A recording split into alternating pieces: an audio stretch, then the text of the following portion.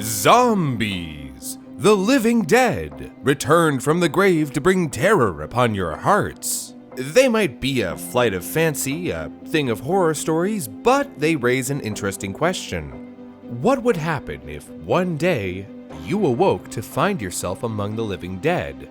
And what happened to a man in Romania who found himself in that waking nightmare?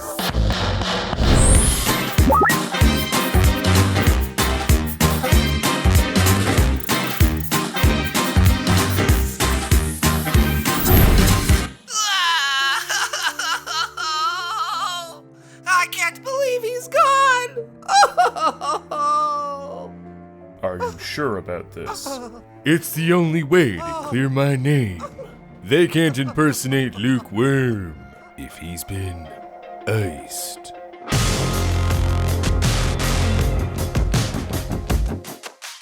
I can't believe he just faked his death like that.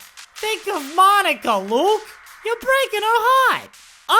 Again. Wow, this is my new favorite show. We haven't even gotten to season 3 yet. But could you imagine how fun faking your own death would be? You could do anything and get away with it. What are they gonna do? Charge a dead man?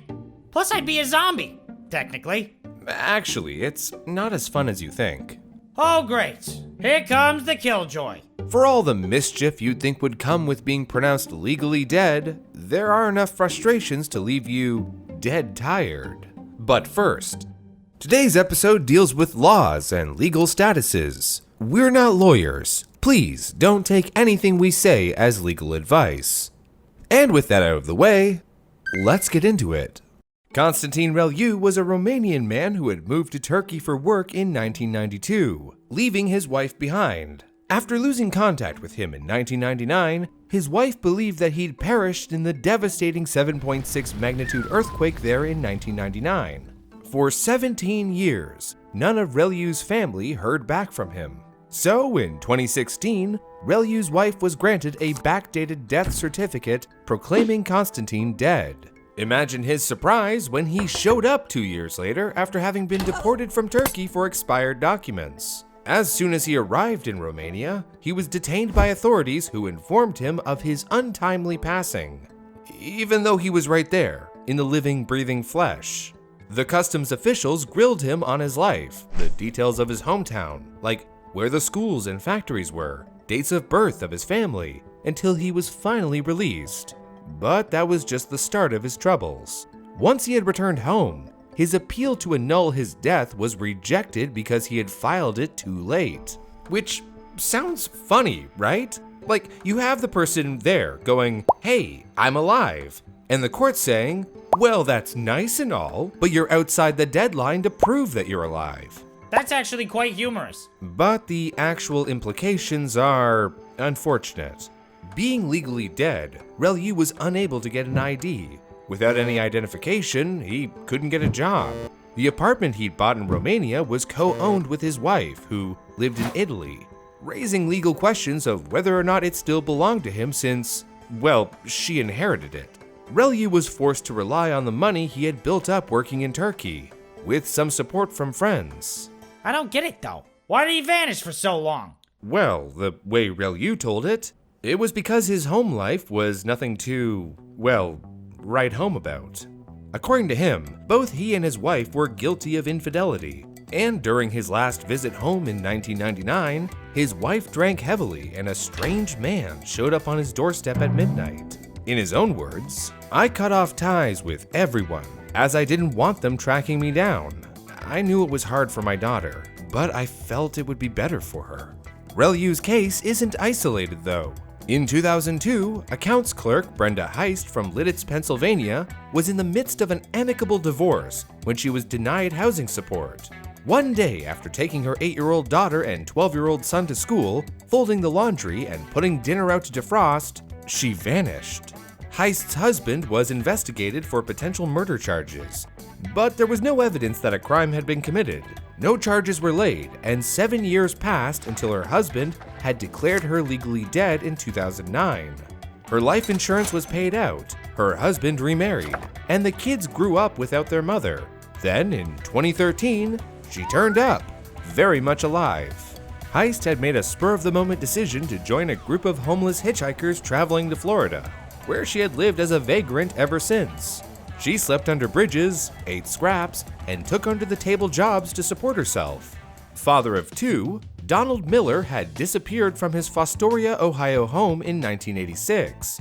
In 1994, after 8 years of no contact and missed child support payments, Miller's ex-wife Robin had him declared dead in absentia and was given his Social Security benefits to support her children. The only problem, Miller wasn't dead. 11 years later, he reappeared, applying for a driver's license in his home state, at which point he was informed of his untimely demise by his parents. It turns out, with debts looming and the loss of his job, Miller just kind of left. Or in his own words, it kind of went further than I ever expected it to. I just kind of took off, ended up in different places. Those are all people who went missing and were declared dead by their worried families. It turns out the going missing part isn't even necessary. Like what happened to Judy Rivers, a communications specialist who was declared dead in 2008, which came as a shock to her when she tried to open a new account at her bank in 2010. Rivers was the victim of a colorful term called Keystroke Error, which is a fancy way of saying typo. So let me get this straight. Some buffoon types something wrong somewheres and then you can just be declared dead? Sure can be. And according to CBS Boston, it happens to roughly 14,000 people a year in the United States alone. But what exactly are the ramifications of being dead? I don't imagine it can be very fun. Especially since, congratulations, you're permanently unemployed now, since you can't get an ID. And you'd be right. Some of you might be imagining that the process works a little like Bilbo Baggins' return home, walking down the familiar Shire path, only to see a line of his belongings traveling away from his home after his adventures to the Misty Mountain, turning up alive only to find your belongings and home being auctioned off. And that is something that can happen, but the nitty-gritty is a complicated matter, primarily because it differs depending on your location. The first step is fairly universal though. To come back alive, you generally have to be declared dead with you being absent. This, unlike the situation Bilbo encountered, generally takes place after a number of years, not months. For example, in Canada, the Ontario Declarations of Death Act requires that someone must be missing for at least 7 years and has not been heard from to be declared dead in absentia, though this can be waived if the individual has disappeared in circumstances of peril. In the US, many states have a similar 7-year requirement, though not all. For example, New York State only requires that 3 years pass with a diligent search to declare someone deceased. Alright, but why would someone want you declared dead in the first place? Ooh, let me guess. Does it have something to do with the estate? What kind of estate are we talking about? Huh? Mansion? Apartment? Garbage student dorm? No, like divvying up your things after you die. In the case of married individuals who go missing, and the widow or widower finds love again, they can remarry. After all, you can't exactly get a missing person to sign divorce papers. In fact, Reliu believes this is the reason that his wife had him declared dead, freeing her from their marriage and allowing her to remarry. That's great and all, but what if my things are divvied up? Like Bilbo's spoons and chairs, by those scheming Sackville Bagginses. Most places, your stuff is gone, like 2-day-old grounds. But in certain locations, like Pennsylvania, those who receive your belongings or property once you're declared dead in absentia have to secure a refunding bond which states that should you show up alive, the bearer has to either return your belongings or refund you if they are unable to. Getting your status as living back can be difficult, depending on how much time has passed. According to the BBC, a trip to the courthouse was enough to prove Brenda Heist was still alive. However, that's not always the case. You can't be serious. Very. That's so dumb. It may be, but remember, Reliu's motion to overturn his death was denied by the courts, and so was Donald Miller's, with this amazing quote from Judge Davis. "We've got the obvious here. A man sitting in the courtroom. He appears to be in good health. I don't know where that leaves you, but you're still deceased as far as the law is concerned. Though if life insurance payments or social security benefits were taken out, those agencies may come looking for money, something that happened to both Miller and Heist's families." But even if you appeal in time, being declared dead still has ramifications, like with Judy Rivers, who, despite overturning her legal status of being deceased, still faced hardship, saying in her own words, "I could never have imagined I would reach the point of hopelessness, homelessness, loss of reputation and credibility, unable to obtain a job, an apartment, a student loan, or even a cell phone. Suspected as an identity thief by nearly every apartment manager or human resource director I encountered became a way of life. Each time I got into my car, I was panic-stricken that the police would stop me and I would have to try to prove my identity. And yes, even if you are declared alive again through legal means, employers, lenders, and landlords have been known to view this as a red flag, believing you're involved in some kind of financial scam or identity theft."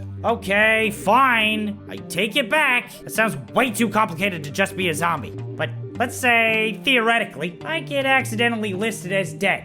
What do I do? Well, according to CNN Money, in the US, the process starts with finding out who reported the individual as dead, getting a copy of the death certificate, and then making an appointment with the Social Security office to dispute the exaggerated claims of one's untimely demise. And then comes the boring part, namely the arduous process of contacting banks and other institutions that have probably locked all the accounts of a dead person to let them know that, hey, not dead. Honestly, contacting a law firm may be one of your best options. The process is easier in certain places, like Sweden, where it only takes a few hours and the government has previously given people money for the inconvenience. And what about Reliu? He did manage to return to life after taking his case to a court in his birthplace of Barlad. Of course, even if you manage to legally live once more, the hard part will be reviving those zombified relationships. Unless, that is, they were into you for your brains.